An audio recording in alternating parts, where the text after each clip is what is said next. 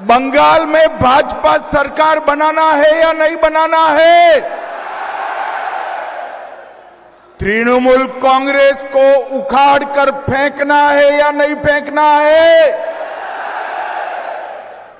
आज मैं जब इस विशाल कार्यकर्ता सम्मेलन में आया हूं तब सबसे पहले आनंदपुर वेयर हाउस में मोमो फैक्ट्री में लगी हुई आग में मारे गए सभी श्रमिकों को श्रद्धांजलि देकर मेरी बात की शुरुआत करना चाहता हूं। ये जो अग्निकांड हुआ है ये कोई एक्सीडेंट नहीं है। जो ये आनंदपुर वेयर हाउस में अग्निकांड हुआ है वो ममता बनर्जी सरकार के भ्रष्टाचार के चलते हुआ है। मैं इसके बारे में बाद में बात करूंगा, मगर मैं शक्ति की भूमि बंगाल को प्रणाम करता हूं। काशीपुर आश्रम, श्री रामकृष्ण सेवा आश्रम, श्री हरिचंद ठाकुर मंदिर और मां बोरो मंदिर की पवित्र माटी को भी प्रणाम कर कर मेरी शुरुआत करता हूं। भाइयों बहनों, ये जो वर्ष है वंदे मातरम का 150वां साल गिरा है। यही बंगाल की महान भूमि के सुपुत्र बंकिम चंद्र चट्टोपाध्याय जी ने अंग्रेजों के खिलाफ आहलेख जगाने के लिए वंदे मातरम की रचना की। और वंदे मातरम की रचना देखते देखते देखते ये गीत आजादी का नारा बन गया। गुरुवर टैगोर ने जब इसको गाया, पूरे भारतवर्ष में आजादी प्राप्त करने वाले सभी लोगों ने वंदे मातरम को आजादी का नारा बनाने का काम किया। और मित्रों, जितने भी लोग आजादी के संघर्ष में शहीद हुए, जितने भी लोग जो भी शहीद फंदे पर लटका दिया गया, वो सभी के मुंह में अंतिम शब्द था वंदे मातरम। नरेंद्र मोदी जी की सरकार ने वंदे मातरम के 150 साल पूरे देश भर में मनाने का निर्णय किया है। ये फिर से एक बार बंगाल से उठा हुआ वंदे मातरम का नारा कश्मीर से कन्याकुमारी और गुजरात से बंगाल तक पहुंचाने का निर्णय हमारे नेता नरेंद्र मोदी जी ने किया है। नरेंद्र मोदी जी ने किया। मगर विडंबना देखिए, जिस वंदे मातरम का उद्भव बंगाल की माटी से हुआ, बंकिम चंद्र चट्टोपाध्याय ने किया, वो ही वंदे मातरम पर जब पार्लियामेंट में चर्चा हो रही थी, ये ममता बनर्जी के सांसद वंदे मातरम पर चर्चा का विरोध कर रहे थे। मुझे बताओ कार्यकर्ता भाइयों बहनों, वंदे मातरम का विरोध ये बंगाल की भूमि सहन कर सकती है क्या? अरे जोर से बोलिए, कर सकती है क्या? बंगाल के जन जन तक, हर एक मतदाता तक, हर एक नागरिक तक ये संदेश लेकर जाना है कि वोट बैंक की तुष्टीकरण के कारण घुसपैठियों को खुश करने के लिए ममता बनर्जी और तृणमूल कांग्रेस वंदे मातरम का विरोध कर रही है। ममता जी, मैं आपको बता दूं कि वंदे मातरम का विरोध कर कर आप नरेंद्र मोदी जी का विरोध नहीं कर रही। वंदे मातरम का विरोध कर कर आप बंगाल की अस्मिता और भारत के स्वाभिमान का विरोध कर रही है। सभी कार्यकर्ता भाई बहन मुझे बताएं, बंगाल की अस्मिता का विरोध बंगाल की जनता सहन कर सकती है क्या? अरे जोर से बोलो, कर सकती है क्या?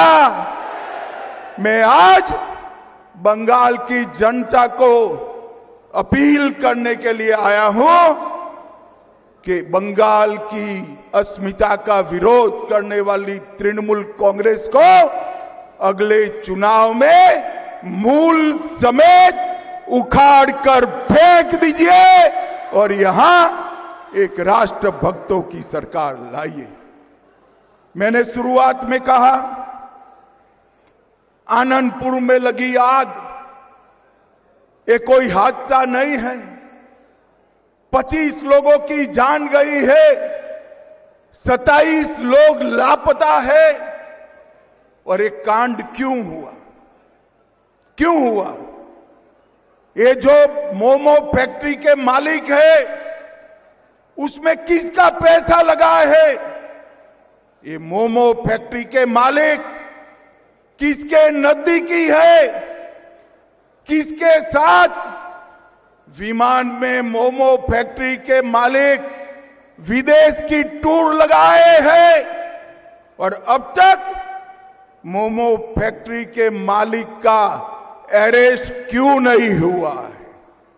भाइयों बहनों, आज 25 लोग मारे गए, 27 लोग लापता है। मैं ममता जी को पूछना चाहता हूं, अगर ये घुसपैठिए होते तो आपका रिएक्शन ऐसा ही होता क्या? अरे बंगाल के नागरिक मारे गए हैं, इसमें वोट बैंक की पॉलिटिक्स क्या कर रही हो ममता जी? आपको शर्म आनी चाहिए, शर्म आनी चाहिए। और मैं आज यहां से बंगाल की मुख्यमंत्री को मांग कर रहा हूं कि इस हादसे की तटस्थ जांच, न्यायिक जांच करानी चाहिए और सबसे पहले इसके लिए जिम्मेदार लोग जो है उनको जेल की सलाखों के पीछे डालना चाहिए। मुझे शुभेंदु जी बता रहे थे, समीक भाई बता रहे थे, परिवार को वो मिलने गए, हमारे कार्यकर्ताओं ने विरोध किया, उन पर पुलिस ने बर्बरता की। मगर ये ममता जी, आपकी पार्टी का और आपकी सरकार का भ्रष्टाचार अब छिप नहीं सकता। आनंदपुर वेयर हाउस का अग्निकांड ममता जी चीख चीख कर कहता है कि अग्निकांड में आपके लोग शामिल हैं। 32 घंटे बाद कोई मंत्री वहां पहुंचता है, पर्यावरण का एनओसी नहीं है, वेटलैंड पर गोडाउन बना है, गोडाउन बाहर से बंद था या खुला था? बंद था तो क्यों बंद कर दिया गया था? अंदर लोग जलते रहे, मरते रहे, चीखते रहे, बाहर नहीं आ पाए। और मैं आज ममता जी को कहने आया हूं, पर्दा डालना है तो डालो ममता जी, पर्दा डालना है तो डालो। अप्रैल के बाद भाजपा सरकार आएगी और अग्निकांड के आरोपियों को चुन चुन कर हम जहर की सलाखों के पीछे गए। भाइयों बहनों, हर तरह से बंगाल में एडमिनिस्ट्रेशन समाप्त हो गया। ये 2026 का साल टीएमसी को टाटा बाय बाय कहने का साल है, टाटा बाय बाय कहने का। बंगाल की जनता टीएमसी को कम्युनिस्टों से मुक्ति पाने के लिए आई और टीएमसी ने तो कम्युनिस्टों को भी अच्छा कहलाने का काम कर दिया। यहां कटमनी, भतीजे की दादागिरी, पुलिस का दुरुपयोग और भी अच्छा कहलाने का काम कर दिया। यहां कटमनी, भतीजे की दादागिरी, पुलिस का दुरुपयोग और घुसपैठ एक इंडस्ट्री बना हुआ है। भाइयों बहनों, मैं घुसपैठ के लिए बाद में बात करूंगा, मगर गत समय जब मैं आया, मैंने कहा बंगाल में प्रचंड बहुमत से बीजेपी की सरकार बनने वाली। मुझे बताओ, आप सभी लोग, प्रचंड बहुमत से बीजेपी की सरकार बनने वाली है या नहीं बनने वाली है? अरे जोर से बोलो, बनने वाली है या नहीं बनने वाली? ये ममता बनर्जी मेरा मखौल उड़ा रही थी। ममता दीदी, जब प्रभु श्री राम ने राम सेतु बनाया, तब रावण ऐसा ही मानता था कि इस प्रकार से मुझे कोई हरा सकता है क्या? मैं आपको बताता हूं, 2014 में हमें सिर्फ 2 सीट मिली थी। 2019 में 41% वोट और 18 सीटें मिली। 2024 में 39% वोट मिला है और 2021 की विधानसभा में 38% वोट और 77 सीटें लेकर शुभेंदु अधिकारी हमारे विपक्ष के नेता बने हुए। विपक्ष के नेता ममता दीदी, अब हमें तो 38% से 45% का जंप लगाना है। आप एक बार देखना, भारतीय जनता पार्टी का वोट शेयर 50% से ज्यादा होने वाला है और प्रचंड बहुमत से हमारी सरकार बनने वाली है। भाइयों बहनों, आज मैं आप सभी को कहने आया हूं,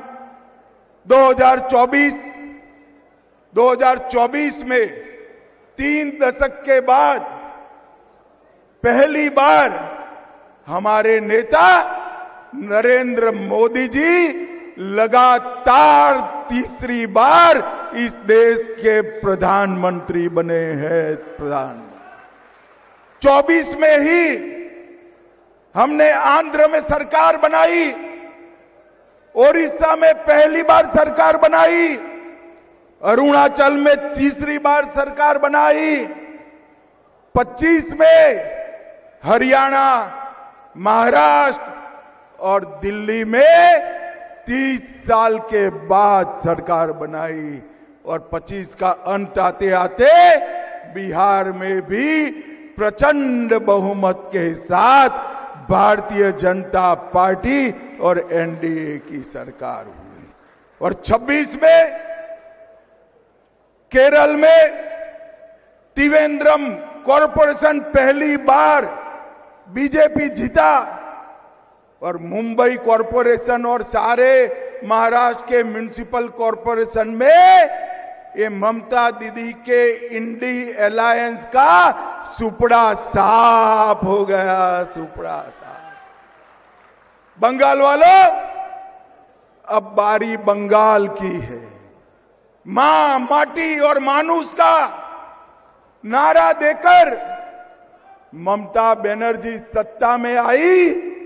यहां पर मां असुरक्षित, महिलाओं की सुरक्षा का कोई ठोर ठिकाना नहीं है। माटी, भूमि, घुसपैठिए हजम कर गए हैं और मानुस ममता की सिंडिकेट से परेशान है।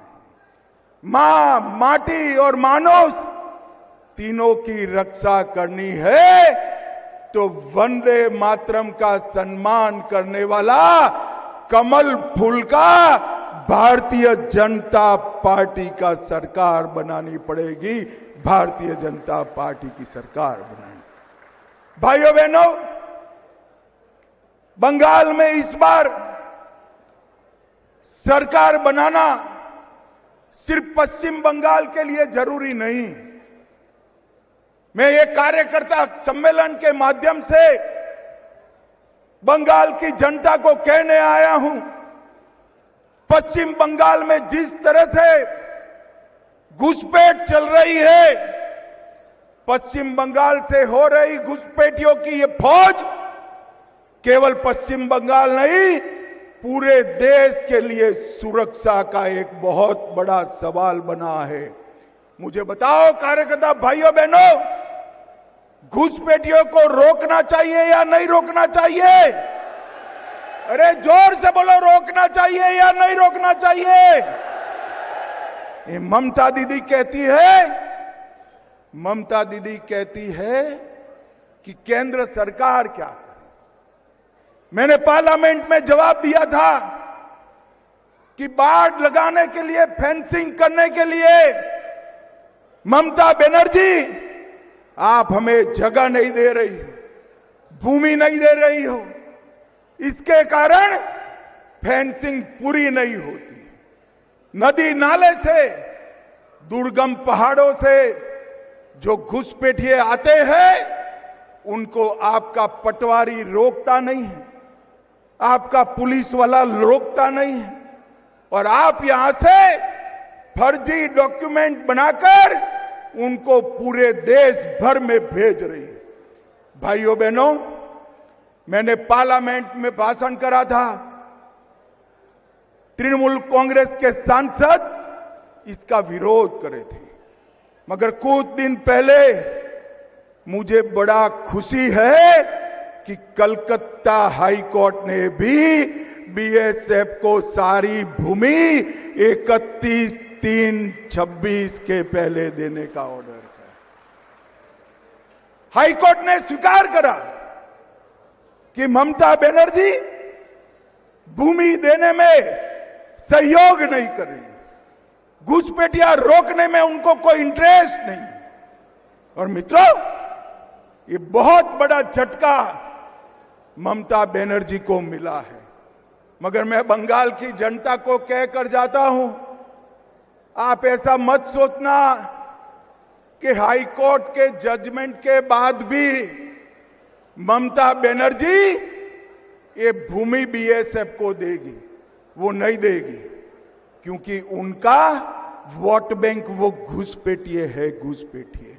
मगर मैं साथ में बंगाल की जनता को ये भी कहना चाहता हूं कि 31/3 को ममता बनर्जी भूमि दे या न दे, अप्रैल के अंत में भाजपा का मुख्यमंत्री 45 दिन में सारी बाढ़ का काम पूरा कर दे। ये हमारा बंगाल की जनता से वादा है और हमने कर कर दिखाया है। असम में कांग्रेस की सरकार थी, घुसपैठ नहीं रोकती थी। जैसे ही असम में भाजपा सरकार बनी, वहां घुसपैठ रुक गई। गुजरात में भाजपा सरकार है, वहां घुसपैठ नहीं होती। राजस्थान में भाजपा सरकार है, वहां घुसपैठ नहीं होती है। और मैं बंगाल के सम्मानीय नागरिकों को अपील करने आया हूं, लाल सरकार भी बनाई, तृणमूल की हरी सरकार भी बनाई। एक बार भाजपा के केसरिया को मौका दे दो, हम घुसपैठ को रोक कर बताएंगे। भाइयों बहनों, ममता बनर्जी ये जो हाई कोर्ट का फैसला है, इसको भी नहीं मानने वाली है। भाइयों बहनों, ममता के शासन में करप्शन को ममता बनर्जी ने इंस्टीट्यूशनलाइज करा है, संस्थागत किया है और ढेर सारे करप्शन के मुद्दे बने। और ममता बनर्जी कहती है कि करप्शन कहां है। ममता बनर्जी को मैं बताना चाहता हूं, कैश फॉर क्वेरी घोटाला, शिक्षक भर्ती घोटाला, एसएससी घोटाला, नगर पालिका नगर निगम भर्ती घोटाला, गाय तस्करी का घोटाला, राशन का घोटाला, मनरेगा का घोटाला, पीएम आवास का घोटाला। ममता बनर्जी जी, हजारों करोड़ का भ्रष्टाचार हुआ है, आपको दिखाई नहीं पड़ता है। ममता जी, इसलिए दिखाई नहीं पड़ता है, भतीजे की मोह का, भतीजे को मुख्यमंत्री बनाने का मोतियाबिंब आपकी आंखों पर हुआ है। बंगाल की जनता मोतिया का ऑपरेशन कर दे, सब दिखाई पड़ेगा। मुझे बताओ कार्यकर्ता भाइयों बहनों, बंगाल में भ्रष्टाचार सारी सीमाएं पार कर गया है या नहीं कर गया है? बंगाल की जनता सिंडिकेट से परेशान है या नहीं है? जनता के विकास का रुपया तृणमूल के गुंडों के हाथ में जाता है या नहीं जाता है? ऐसी सरकार चलनी चाहिए क्या? जोर से बोलो, चलनी चाहिए। भाइयों बहनों, पार्थ चैटर्जी, ज्योति प्रिय मलिक, अनुव्रत मंडल, जीवन कृष्ण साहा, माणिक भट्टाचार्य, अजीत मैती, मदन मित्रा, चंद्रनाथ सिन्हा, परेश पाल, कुंतल घोष, अराबुल इस्लाम, फिरहाद हकीम, शोभन चैटर्जी, कुणाल घोष, ये सारे लोग जेल में गए। मैं आज अरे यार, बाकी का काम सरकार बना दो, अपने आप पूरा हो जाएगा, आप चिंता मत करिए भाई। भाइयों बहनों, आज मैं ममता जी को चैलेंज देकर जाता हूं, आप में अगर हिम्मत है, आप भ्रष्टाचार का विरोध कर रही है, तो इन लोगों को टिकट न देने की हिम्मत करके बताना, टिकट न देने की। वो नहीं कर पाएगी। अगर इन लोगों को टिकट नहीं दिया, अनुव्रत मंडल, पार्थ चैटर्जी, अजीत मैती, मदन मित्रा, कुंतल घोष, हकीम, इनको टिकट नहीं दिया तो वो भतीजे का नाम उगल देंगे, भतीजे का नाम उगल देंगे। मगर मैं आज बंगाल की जनता को कहकर जाता हूं कि हम भारतीय जनता पार्टी की सरकार बनने के बाद सुप्रीम कोर्ट के एक जज की अध्यक्षता में सारे भ्रष्टाचार की जांच कराएंगे और एक एक करप्ट व्यक्ति को चुन चुन कर जेल में डालने का काम करेंगे। भाइयों बहनों, ये कार्यकर्ता सम्मेलन है। हमारे मोदी जी ने बंगाल के विकास के लिए कोई कसर नहीं छोड़ी है। अभी सुबह ही शुभेंदुदा बता रहे थे, 12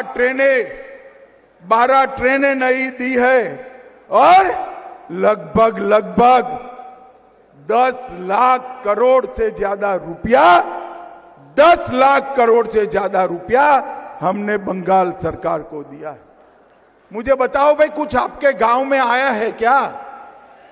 अरे जोर से बोलो, आया है? और जोर से बोलो, आया है? ये कहां गया? कहां गया ये सारा पैसा जो नरेंद्र मोदी जी भेज रहे हैं? ये तृणमूल कांग्रेस की सिंडिकेट के भेंट चढ़ गया है।